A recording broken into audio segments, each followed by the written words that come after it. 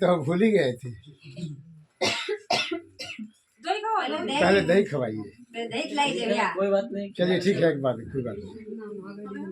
মুখটা আস্তে আস্তে লাগে উল্টে মুখটা উঁচু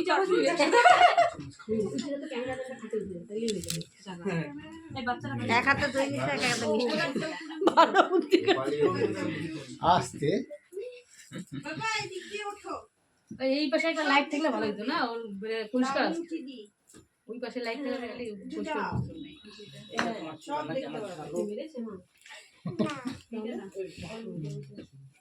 কোনটা এখানে বসে মাইক দিতে পারো